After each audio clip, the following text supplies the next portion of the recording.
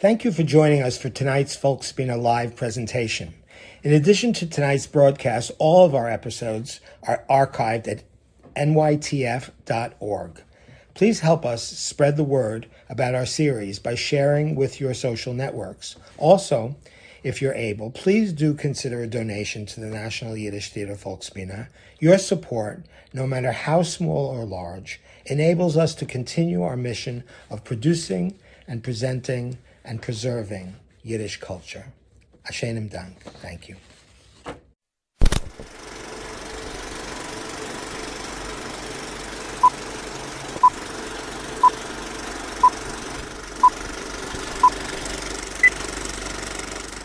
Shalom Aleichem, lieber Freund. Ich heiß Motl Didner. Und das ist 15 Minute Yiddish. Mehr weniger. Von der Nationaler Yiddish Theater Volksbühne. Jede Woche bringen wir euch eine Mini-Lektion in Yiddish Sprach und Kultur.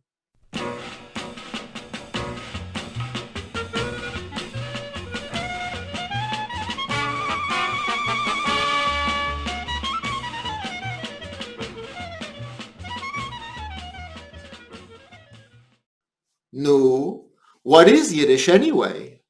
Yiddish, it's a funny language. You got schmutz and schmendrick and schmegegi. Oh, of course we talked Jewish in my home growing up. Yiddish. Yeah, I heard of that.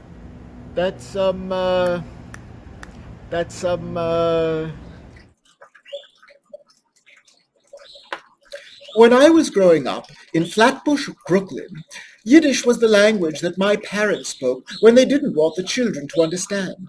Oh, ciao, Marcello, darling. There's Schwitz and Kishkiz and oh, Meshuggah, that's a good one. That always gets a laugh.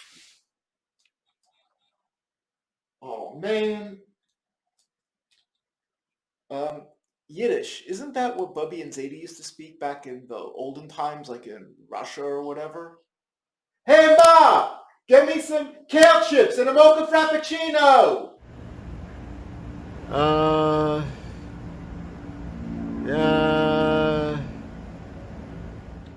Why, Yiddish is a glorious language of prose and poetry. Here, let me read you an example. This is an epic poem by Yud Lamed Kalushiner, written in 147 stanzas. First stanza. Es laufen Räder in Geeil und drehen sich auf Walzen und mästen schon von der Zeit, wo Scharen sich zu sehen, wie ausgemosten wären und Antläufen von Geschrei, wo Stepperei von blanken Nodeln auf Maschinen tanzen. Second stanza. Und noch der Läufen ist... We'll check back on him later. Oh yeah, it's the composite language made up of Middle High German with some French, Latin, Slavic, Aramaic, and Hebrew, right? I wore this hat for you today because I knew you were coming, and this hat was once worn by the great Yiddish theater star Jenny Goldstein in one of her shows. Oh, well, of course, I remember all of her songs. Could I sing one? No, it would be too emotional. It would make me cry. All right, maybe just one. Oh, Yiddish, Mama, es geht nicht besser auf der Welt. I'm sorry. Yeah, I told you I would get very emotional. Oh, you got all the funny curses too in Yiddish, like you should grow like the onions with your head in the ground. Now that's Yiddish. Yiddish is all of those things.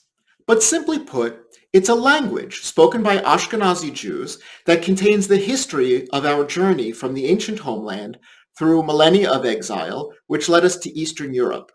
It's a sort of layer cake of languages. The word Yiddish simply means Jewish.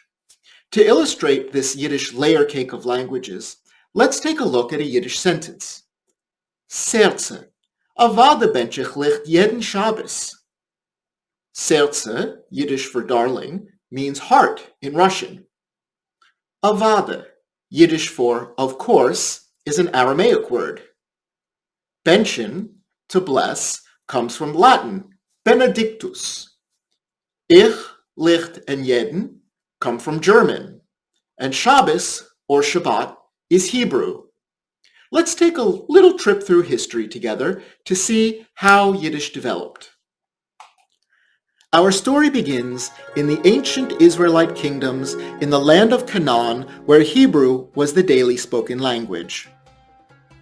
In the 6th century BCE, the kingdom of Judah was conquered by the Babylonian Empire, and many Jews were deported to Babylon, located in present-day Iraq. They remained there for about 60 years until the Persian Empire, located in present-day Iran, conquered the Babylonian Empire, and many Jews were gradually allowed to return home, although others remained behind in Babylon and others migrated into Persia. Those generations that were born in Babylon spoke Aramaic as their daily language, but they kept certain Hebrew words where there was no Aramaic equivalent, especially for matters of religious importance. When they returned home, they kept speaking this mixture of Aramaic and Hebrew, reserving pure Hebrew as the language of worship. In the 4th century BCE, the Israelite kingdoms came under the control of the Greek Assyrians, following the conquest of Alexander the Great, and many Jews began to assimilate to Hellenistic or Greek culture. But the Maccabean revolt against the Hellenized Jews was successful. And that's where we get Hanukkah from, right? Hey, Mom! I want a PlayStation 5 for Hanukkah! Oh yes, that's right. You see, I wore for you my Hanukkah sweater. Oi to the world. In the 1st century BCE, the Roman Empire conquered Judea.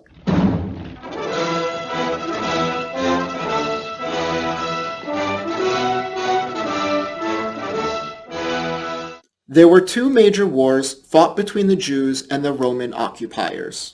The first war lasted from the year 66 until 70 of the Common Era and resulted in the destruction of the Second Temple. The second war lasted from 132 to 136 and resulted in the complete destruction of Jerusalem and the expulsion of all Jews, thousands of whom ended up in Rome as slaves. While living in the Roman Empire, these Jews spoke Latin as their daily language, but they kept many Aramaic and Hebrew words. Some of these Jews migrated to the western part of the Roman Empire, to the Iberian Peninsula, where they began to speak a Proto-Spanish language mixed with Aramaic and Hebrew. This language became known as Ladino, and its speakers are the Sephardic or Spanish Jews. When the Jews were expelled from Spain in 1492, this language traveled with the refugees throughout the Mediterranean basin to parts of northern Africa, the Ottoman Empire, back into the Middle East, Northern Europe, and even to the Americas. Let's turn the clock back to the medieval period and follow the development of the Ashkenazi, or German Jews. After the fall of the Roman Empire, many Jews migrated north into the Rhine Valley between present-day France and Germany, where they developed a new language based on the local Germanic languages, mixed with some elements of French and remnants of Latin, Aramaic, and Hebrew. This is the beginning of Yiddish. Although anti-Semitism was persistent in Europe from the time of the Roman Empire, things took a particularly bad turn for the Jews between the 11th and 14th centuries, when the Crusades were inflaming anti-Jewish sentiment, and Jews were being blamed for waves of the Black Death, which were spreading across Europe. Many Jews who were expelled from their homes or fleeing violence found shelter in the Kingdom of Poland, where Jews were invited to serve the nobility as a middle class between the aristocracy and the peasantry. While in Poland, Yiddish began to take on Slavic elements. By the 16th century, Poland had become a very powerful nation and controlled territory which includes present-day Lithuania, Latvia, Belarus, or White Russia, and Ukraine. From there was further Jewish migration into the neighboring countries of present-day Romania, Hungary, and Czech Republic. Yiddish was now being spoken throughout Central and Eastern Europe. The Jews who remained behind in the German principalities were speaking a Western Yiddish, which did not include the Slavic elements, and they continued to speak this language up until the 18th century, when the Enlightenment swept across Western Europe and Jews were beginning to be granted citizenship rights, and the Jews were assimilating as they were living less segregated lives. Meanwhile, back in Eastern Europe in the 18th century, Poland was partitioned between the Russian Empire and the Austro-Hungarian Empire.